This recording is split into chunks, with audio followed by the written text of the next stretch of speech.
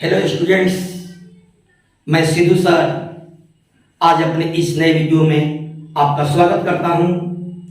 आज मैं ग्रामर का बहुत ही महत्वपूर्ण चैप्टर शुरू कर रहा हूं।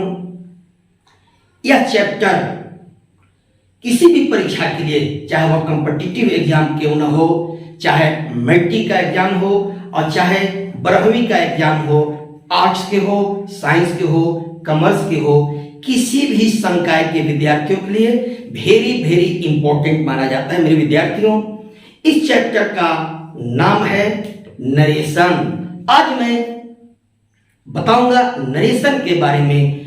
फुल कंसेप्ट आपको शुरू से अंत तक नरेशन का दूंगा। इसलिए मेरे विद्यार्थियों, आपसे रिक्वेस्ट है, यदि आप हमारे चैनल को सब्सक्राइब नहीं किए हैं तो सब्सक्राइब कीजिए और वीडियो को शुरू से अंत तक देखिए। तो आइए आज हम शुरू करते हैं नरेशन का चैप्टर। नरेशन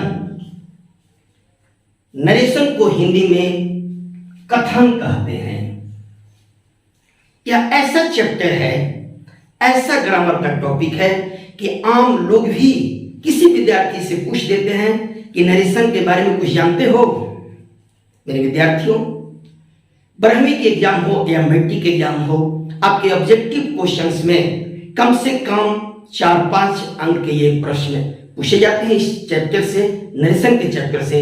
इसलिए मैं चाहूंगा कि आप नरेशन को बारीकी से समझिए। मेरी वीडियो को शुरू से अंत तक देखिए। मैं एक एक करके हर नरेशन का टॉपिक आपके लिए लाऊंगा। तो आइए आज हम लोग पढ़ते हैं नरेशन के बारे में। नरेशन का हिंदी होता है कथन। नरेशन का शाब्दिक अर्थ है कथन। अंग्रेजी में इसको स्टेटमेंट कहते हैं। नरेशन शब्द की उत्पत्ति नरेट क्रिया से हुई है, जिसका अर्थ होता है कहना।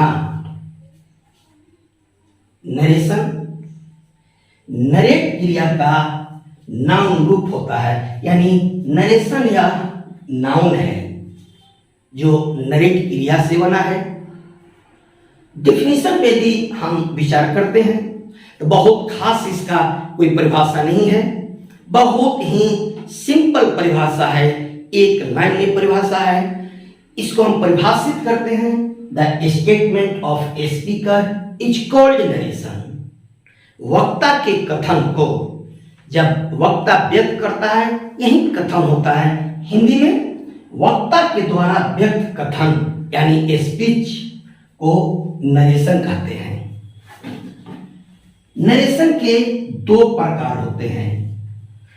पहला डायरेक्ट नरेशन, जिसको प्रत्यक्ष कथन आप कहते हैं। दूसरा इनडायरेक्ट नरेशन, जिसको हिंदी में अप्रत्यक्ष कथन कहते हैं।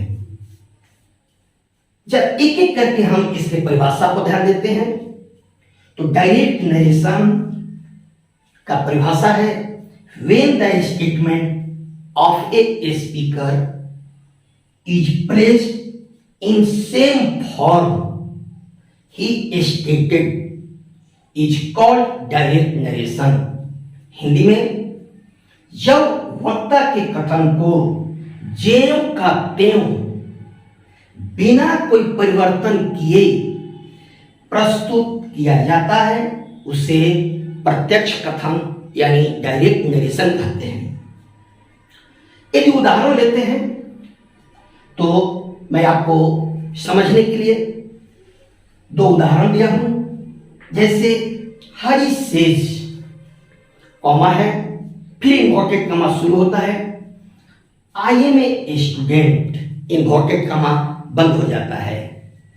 दूसरा उदाहरण हम दिए हैं, Ram says to Gopal, comma, फिर इन्वर्टेड कॉमा शुरू होता है।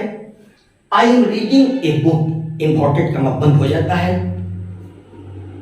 मेरे विद्यार्थियों, दूसरा प्रकार जब हम देखते हैं तो उसको कहते हैं इनडायरेक्ट नरेशन। इसको यदि परिभाषित हम करें, when the substance of A statement of a speaker is placed indirectly is called indirect narration. Hindi में इसका परिभाषा देखा जाए, जब वक्ता के मूल कथन में यानी उसके शब्द में कोई न कोई परिवर्तन करके उसके सारांश यानी आशय को अपने शब्दों में प्रस्तुत किया जाता है, उसे अप्रत्यक्ष कथन यानी इनडायरेक्ट नरेशन कहते हैं।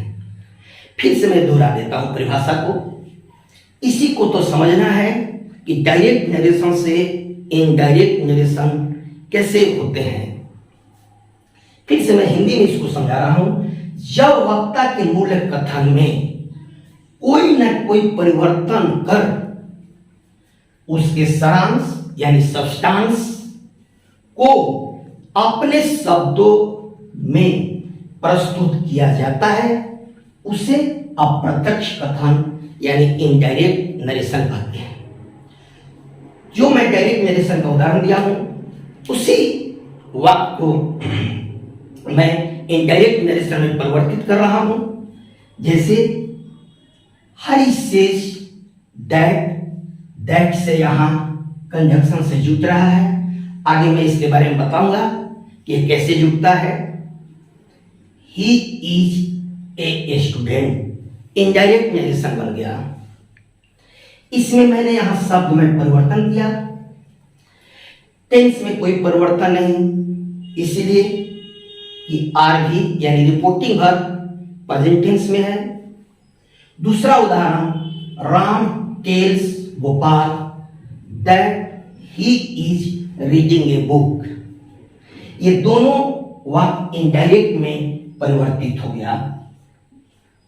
बारीकी से आप इसे समझेंगे, क्योंकि मैं आज केवल नरेशन के इंट्रोडक्शन से शुरू कर रहा हूं, ताकि मैं चाहता हूं कि आपको फुल कंसेप्ट ऑफ नरेशन यानी पूर्ण ज्ञान आपको मैं दूं अपने वीडियो के माध्यम से। अगला जो मेरा वीडियो आएगा उसके बारे में मैं बताऊंगा कि रिपोर्टिंग वर्ब या रिपोर्टेड स्पीच क्या कहलाता है। इसीलिए मैंने यहां थोड़ा सा डायरेक्शन दे दिया हूं। ये अगला वीडियो में हम लोग सीखेंगे, हम लोग पढ़ेंगे कि डायरेक्ट नरेशन के दो भाग हैं, reporting verb and reported speech. Reporting verb किसे कहेंगे, रिपोर्टेड स्पीच किसे कहेंगे, ये मैं अगला वीडियो लेकर के आऊंगा, तो उसमें डिटेल से आपको समझाऊंगा। कॉमन रिपोर्टिंग वर्ब हुआ, कॉमन रिपोर्टेड स्पीच हुआ, किसमें सब्जेक्ट, किसमें वर्ब, किसमें ऑब्जेक्ट, कौन कौन है। तब तक मेरे विद्यार्थी मेरे वीडियो को शुरू से अंत तक देखिए, कमेंट जरूर दीजिए। तब तक आप सभी विद्यार्थियों को मेरा शुभकामनाएं।